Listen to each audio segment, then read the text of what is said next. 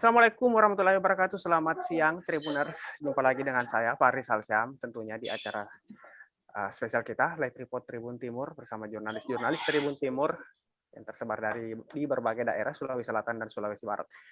Dan hari ini kita di Live Report Tribun Timur akan ada perbincangan spesial juga nanti setelah Live Report dengan terkait rencana atau wacana Pilkada dan Pilpres serentak 2024. Nanti akan bergabung bersama kita Komisioner KPU Sulawesi Selatan dan juga pengamat politik.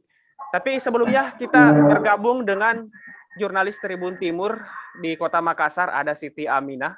Siti Aminah tadi sedang berada di lokasi musyawarah atau muscap Asosiasi Manajemen atau AMA Indonesia cabang Kota Makassar. AMA cabang Kota Makassar baru saja melaksanakan pemilihan ketua baru hari ini, dan menurut informasi yang kami terima sudah ada ketua terpilih AMA cabang Makassar. Untuk informasi lebih lanjut kami sudah terhubung dengan jurnalis Tribun Timur Siti Aminah. Selamat siang Siti Aminah. Ya, selamat siang Pak Rizal.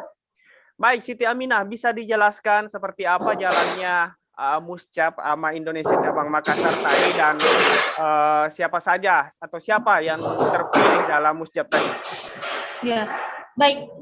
Tadi telah berlangsung musyawarah cabang oleh Asosiasi Manajemen Indonesia atau AMA cabang Makassar yang ke-8.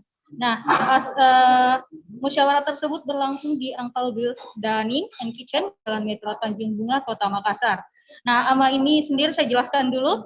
Terkait AMA merupakan organisasi atau wadah untuk menampung seluruh talenta-talenta wirausaha untuk pengembangan profesionalisme para talenta-talentanya. Nah, tadi sudah berlangsung tepatnya di lantai 2 Uncle Bill's Dining and Kitchen soal musyawarah cabang AMA Makassar ini. Tadi disebutkan ada beberapa kandidat yang akan didorong menjadi ketua AMA periode 2021-2024, 2025. Ada beberapa kandidat mulai dari Retiko. Retiko ini merupakan ketua AMA periode 2017-2021 yang didorong kembali oleh anggota-anggotanya. Kemudian yang kedua ada Ana Sarafina Awang, dan yang terakhir ada Andrew Nugrah. Namun setelah pasca berlangsungnya kegiatan tadi, ternyata pengurus AMA cabang Makassar ini memilih untuk memutuskan Ana Sarafina Awang sebagai ketua AMA cabang Makassar. Artinya Ana Sarafina Awang dipilih secara aklamasi oleh pengurus AMA cabang Makassar. Baik, Farisal.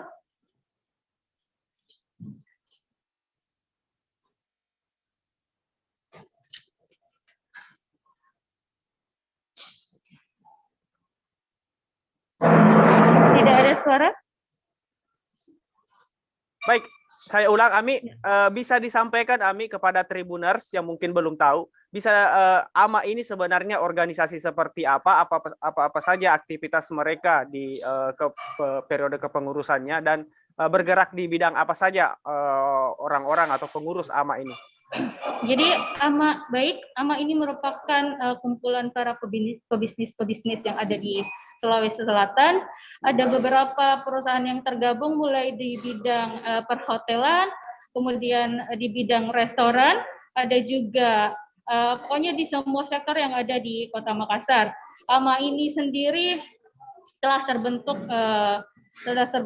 sejak lama, dan di Kota Makassar selama 4 tahun diketuai oleh Ibu Kety Roim sendiri.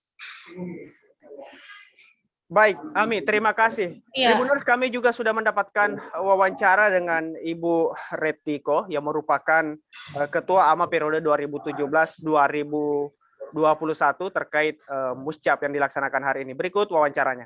Di bawah 25. Untuk syarat-syarat maju sebagai kandidat mungkin apa saja? Itu sangat mengenal organisasi AMA.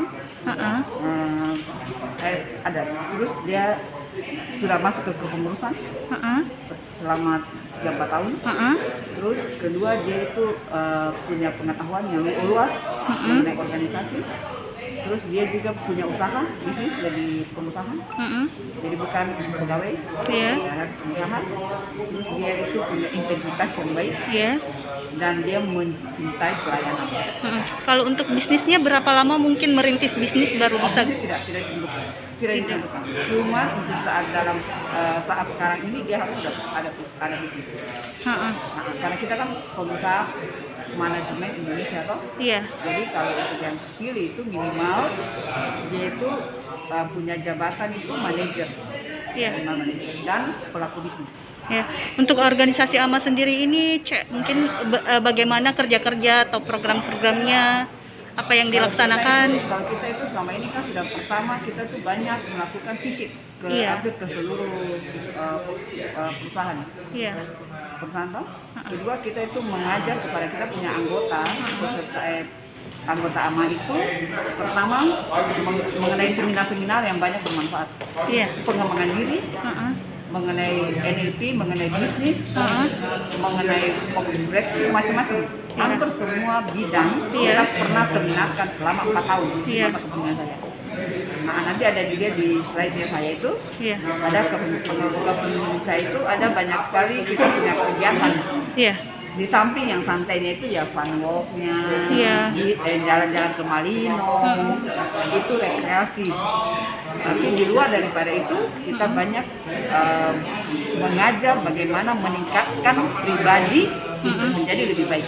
Itu yang bagaimana dia memimpin dalam satu perusahaan. Karena banyak juga kita memimpin orang, tapi kita juga membutuhkan skill toh. Nah, skill itu kan dilatihnya mereka di sini. Jadi kita banyak kolaborasi di antara teman-teman.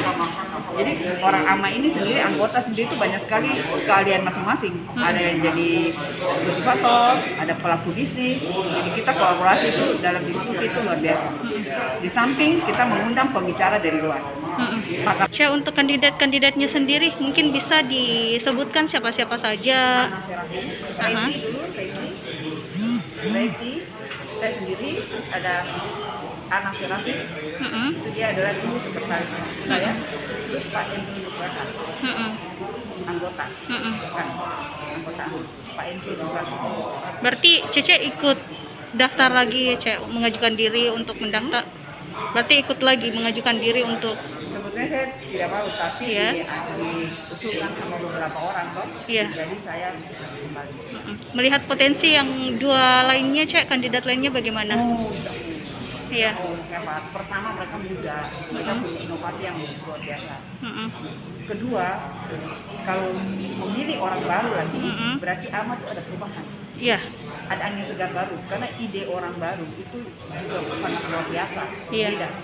Kalau kita terus kembali ke saya itu perubahannya kurang dahsyat. Kalau kita memilih yang baru, itu perubahannya. Baik Tribuners, itu tadi wawancara dengan Ketua AMA Cabang Makassar periode 2017-2021. Ami, bisa dijelaskan Ami dari kandidat calon ketua tadi dalam pemuscat tadi, dari mana saja asal atau background para kandidat ketua dan yang terpilih tadi? Oke, siap Pak Rizal, seperti yang tadi saya sampaikan, ada 3 kandidat yang didorong dalam muscat ini. Yang pertama ada Ana Sarafina Awang. Jadi Ana Sarafina Awang ini merupakan pemilik dari Hotel Legend di Kota Makassar, alamatnya di Jalan Jampea, Patunuang, Kecamatan Ojo, Kota Makassar. Nah, sementara kalau Andre sendiri atau Andre Nugraha merupakan seorang motivator atau konsultan manajemen bisnis, pemilik dari PT Anugrah Media Buana yang beralamat di Kompleks Merpati, Jalan Merpati, Makassar. Nah, sementara kandidat terakhir adalah Ketua AMA sendiri periode 2017-2021 yang bernama Retiko. Namun Retiko ini memberikan peluang kepada talenta-talenta muda yang lainnya, 2 kandidat lainnya untuk bersaing. Jadi dia memilih untuk tidak menjadi kandidat dalam pemilihan Ketua AMA Makassar ini. Hanya saja pada saat proses pelaksanaannya tadi, Pak Rizal, para pengurus memilih untuk menyerahkan sepenuhnya kepada kandidat pertama, yakni Ana Sarafina Awang, untuk menjabat sebagai Ketua AMA Cabang Makassar periode 2021-2025. Artinya Ana Sarafina Awang terpilih secara aklamasi. Baik, terima kasih Siti Aminah atas laporannya dari lokasi Muscap AMA cabang Makassar. Selamat bertugas kembali Siti Aminah. Tribuners jangan kemana-mana karena sesaat lagi kita akan kembali di live report dengan edisi spesial ngobrol langsung dengan Komisioner KPU Sulawesi Selatan dan pengamat politik terkait wacana atau persiapan Pilkada dan Pilpres serentak 2024. Tetap di live report Tribun Timur.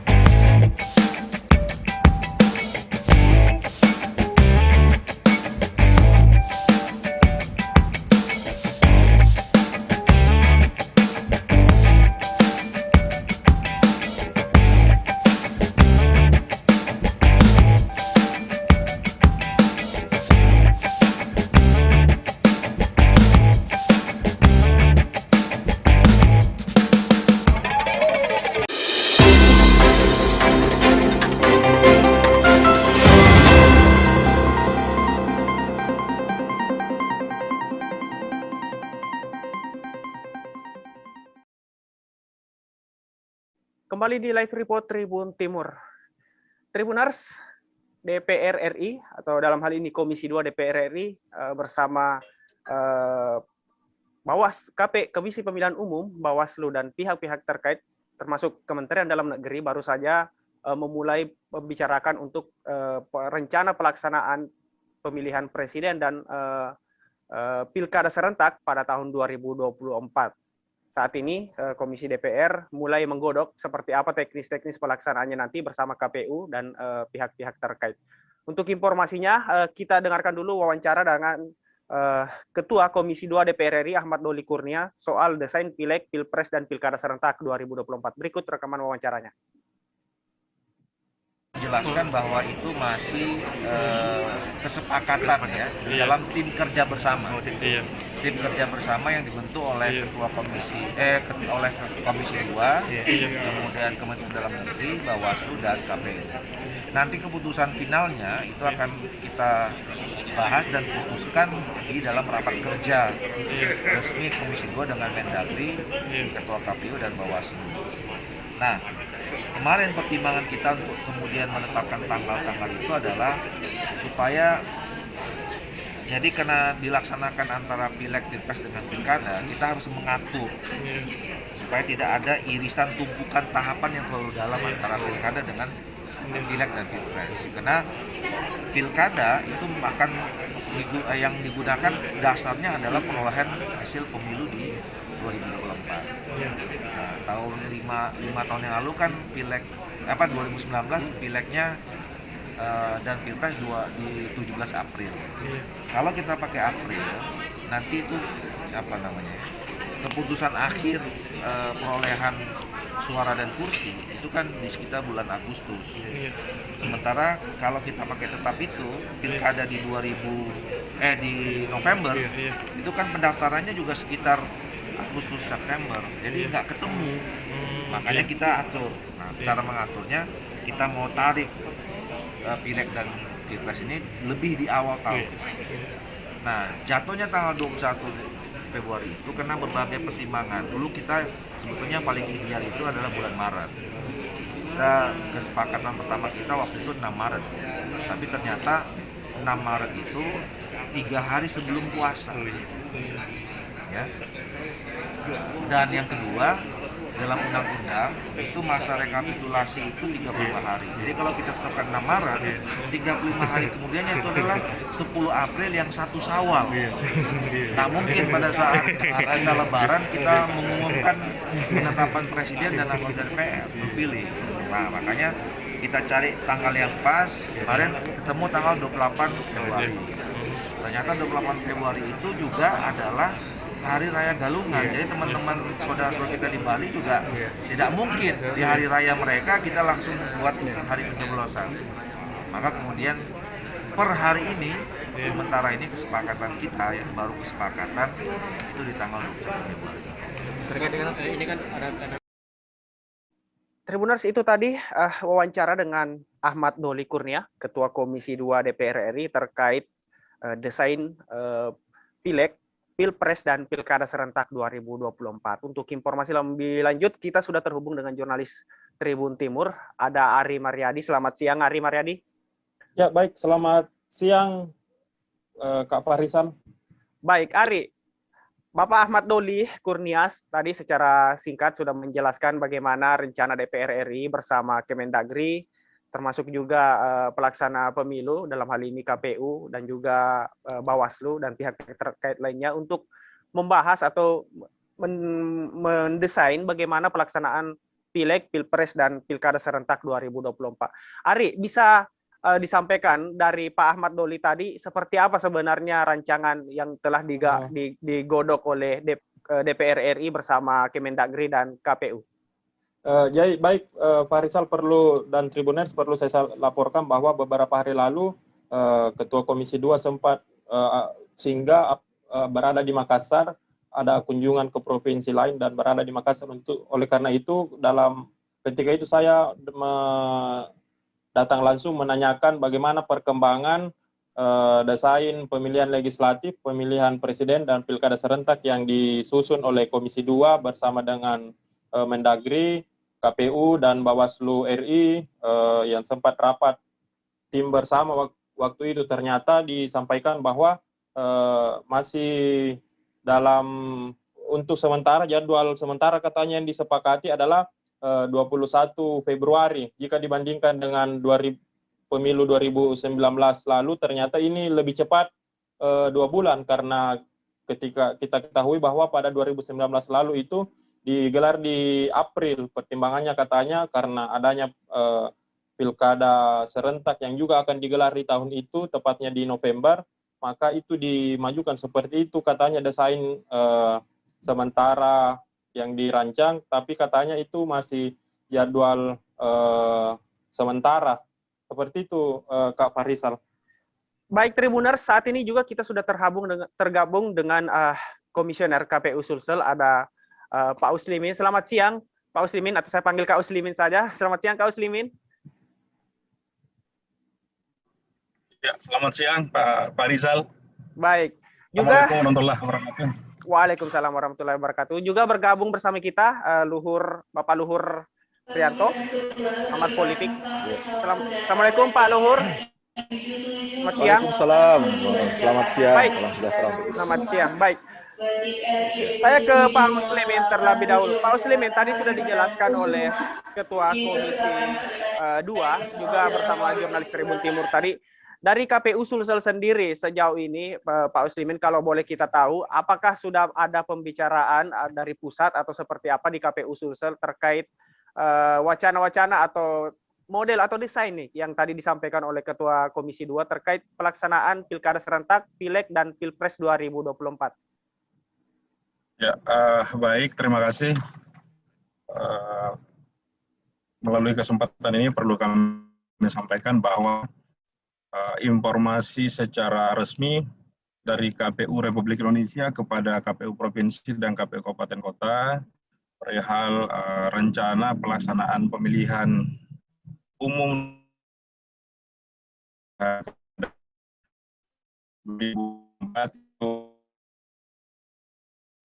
ada secara resmi, tapi secara non formal itu sudah di-sharing ke kami bahwa hasil konsinyering antara DPR dan pemerintah bersama penyelenggara, dalam hal ini KPU, Bawaslu, dan DKPP, itu setidaknya disepakati sejumlah hal pokok. Ya.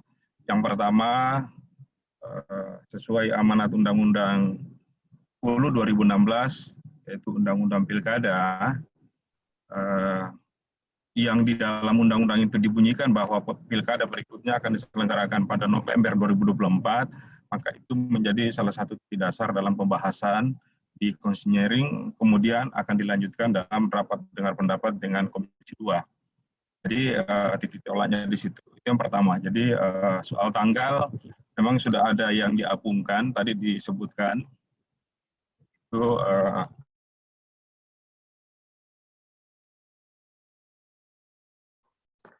Halo Kak Uslimin. Baik, mungkin ada jaringan, terkendala pemilu jaringan. tentu, ya. Oh, baik. Ya, halo. Silakan Pak. Ya, jadi kalau pilkadanya kan jelas Undang-Undang 10 2016 dan Undang-Undang 7 2017 kan sampai sejauh ini tidak ada revisi. Dan memang DPR RI belum mengagendakan revisi, maka kemudian karena di dalam Undang-Undang 10 2016 itu memang bunyi bahwa pelaksanaan pilkada berikutnya adalah pilkada di 2024, di bulan November 2024, maka itu menjadi titik tolak pembahasan sebetulnya. Nah, yang kedua, sebelumnya, baik pemilu maupun pilkada sebelumnya, biasanya tahapan itu 20 bulan persiapan, mulai dari awal sampai di tungsurah. Dan penetapan itu 20 bulan. Nah, kemudian KPU mengusulkan 30 bulan. Nah, di dalam konsinyering itu diambil jalan tengah 25 bulan. Jadi kami di KPU Provinsi dan KPU Kabupaten Kota itu diminta bersiap-siap, tahapan itu dimulai agak panjang, jadi agak cepat. Ya. Kemudian yang ketiga yang perlu kami sampaikan bahwa tentu ada selisih waktu yang lebih cepat antara pelaksanaan pemilu dengan pemilihan. Karena pemilihan sudah dikunci di dalam Undang-Undang 10 2016, yaitu di bulan November, maka karena juga ada putusan dari Mahkamah Konstitusi, pemilihan dan pemilunya dilakukan serentak di tahun yang sama 2024, maka pemilu akan di bulan April, maka kemungkinan besar ini akan dilaksanakan di bulan Februari. Sampai sejauh ini, tanggal-tanggal yang disebutkan, semula disebutkan 28 Februari, sampai beredar di berbagai media, ternyata tanggal 28 Februari itu bertepatan dengan hari besar keagamaan, salah satu agama di Republik Indonesia. Sehingga ada yang mengusulkan mundur seminggu, ada yang mengusulkan untuk maju seminggu, maju sepekan. Nah, yang mana yang disepakati ini terus terang saja, belum ada kesepakatan bersama baik penyelenggara maupun pemerintah dan DPR, dalam hal ini Komisi 2. Jadi saat ini KPU juga masih menyusun persiapan RDP dalam waktu dekat. Nah, jadi tanggal 21 itu kan yang diusulkan oleh DPR, yang disampaikan oleh Pak Ahmad Doli Kurnia Tanjung tadi, Ketua Komisi 2. Kira itu ya, untuk kami di KPU Provinsi memang sudah disuruh bersiap, dan sejauh ini sesuai dengan amanah Undang-Undang 7 2017, KPU Provinsi Sulawesi Selatan bersama jajarannya di 24 kabupaten kota, itu kami bahkan sejak awal tahun sudah jalan terus persiapan untuk menuju pemilu dan pemilihan 2024. Nah, paling tidak ada 2 divisi yang jalan terus programnya, yang memang sudah ada program yang turun dari KPU Republik Indonesia, baik itu melalui surat edaran maupun surat keputusan dan semacamnya. Yaitu yang pertama adalah divisi Sosdikli dan Parmas, sosialisasi pendidikan pemilih dan partisipasi masyarakat. Itu KPU telah menyusun yang namanya di setiap kabupaten kota harus ada desa peduli pemilu dan pemilihan. Nah, konsep-konsepnya sudah ada, parameter dalam menentukan desa yang akan dipilih menjadi desa pilot project, desa peduli pemilu dan pemilihan itu ada. Kemudian yang kedua yang jalan terus-menerus adalah pemutahiran data pemilih berkelanjutan, ya. Bahkan di tingkat provinsi itu juga sudah jelas petunjuk dari KPU Republik Indonesia. Jadi misalnya setiap kabupaten kota wajib melakukan pemutahiran data pemilih berkelanjutan setiap bulan sampai akhir bulan. Yang pelaporannya ke provinsi, pelaporannya ke KPU Republik Indonesia melalui KPU Provinsi setiap tanggal 1 sampai tanggal 5 bulan berikutnya, dan KPU Provinsi melaporkan ke KPU Republik Indonesia setiap tanggal 6 sampai tanggal 10 bulan berikutnya. Jadi contoh untuk pemutahiran data pemilih berkelanjutan periode Mei 2021 itu telah dilaporkan oleh KPU Kabupaten Kota ke Provinsi pada tanggal 1 sampai tanggal 5 Juni.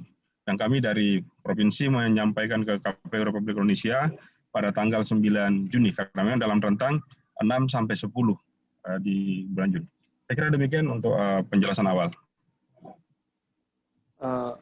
Bagaimana bisa dijelaskan sedikit soal hasil rekapitulasi daftar pemilih berkelanjutan yang baru-baru ini telah ditetapkan KPU Sulsel, Kak?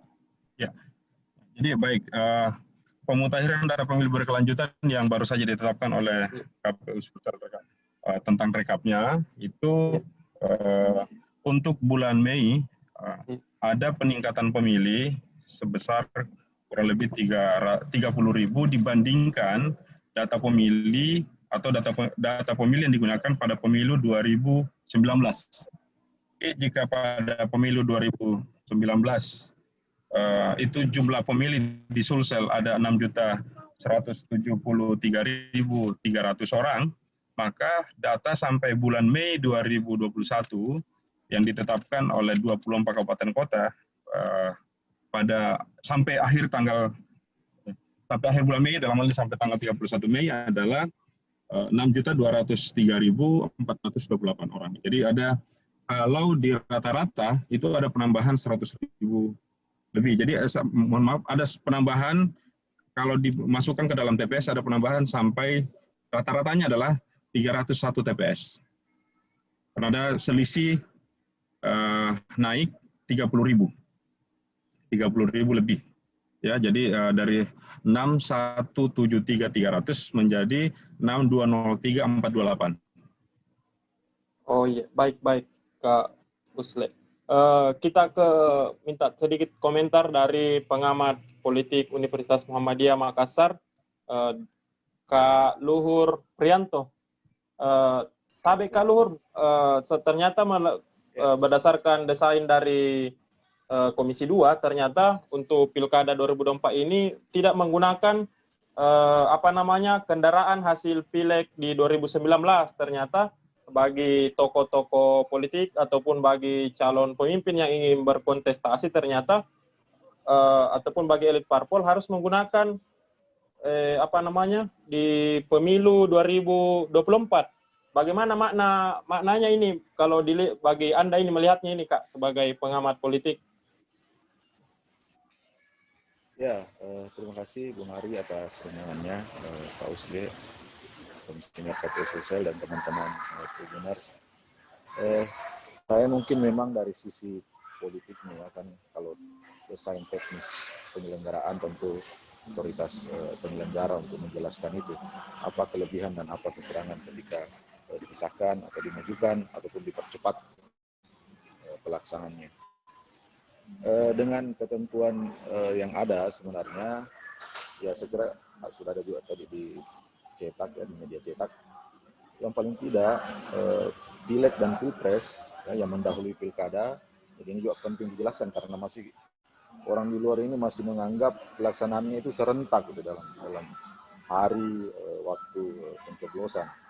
Tapi dengan adanya kesepakatan ini sudah jelas tahapan-tahapan dan memang tinggal menentukan momentum pelaksanaan hari pileg dan pilpres yang dimajukan. Kalau dampaknya secara politik ya tentu bagi tokoh politik ya, bagi politisi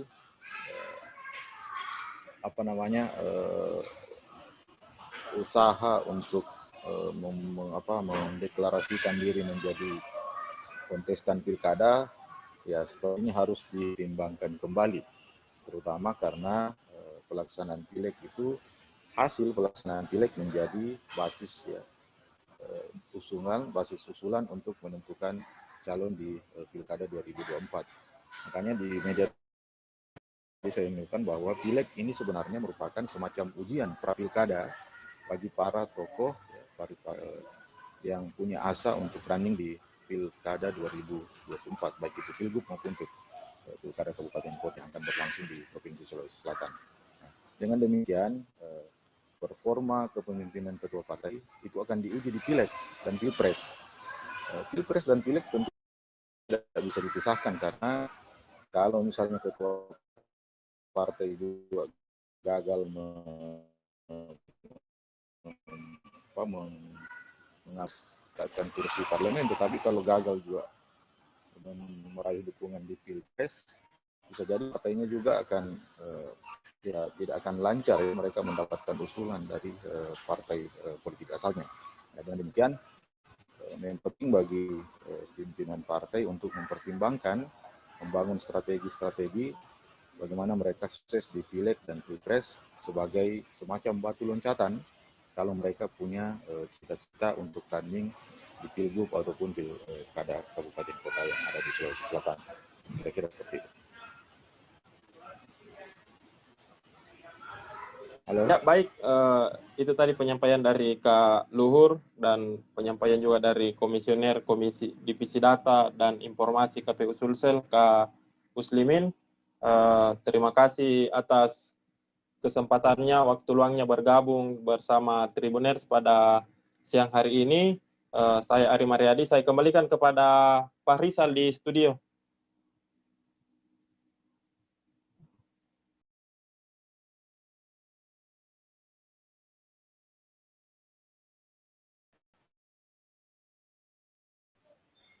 Halo? Halo?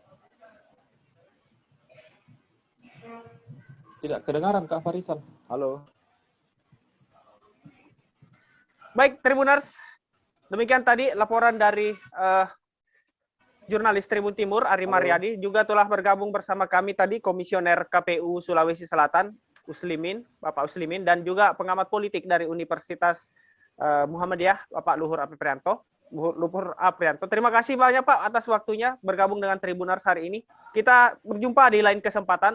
Terima kasih Tribuners. Seperti biasa setiap hari pukul 14 WITA, program Live Report Tribun Timur akan hadir menemani Anda di kanal Tribun Timur dan fanpage Facebook Tribun Timur Berita Online Makassar. Jadi pantau terus channel kita setiap hari, karena ada laporan dari jurnalis-jurnalis kami dari berbagai daerah di Sulawesi Selatan dan Sulawesi Barat. Saya Pak Rizal Syah mundur diri. Sekian, sampai jumpa di lain kesempatan, dan tetap patuhi protokol kesehatan, pakai masker dimanapun Anda berada, dan tetap sehat. Sampai jumpa di lain kesempatan. Assalamualaikum warahmatullahi wabarakatuh.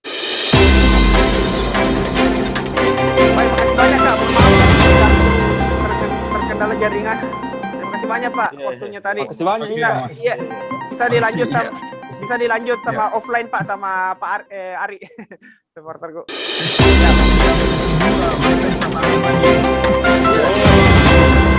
Tadi yang pasti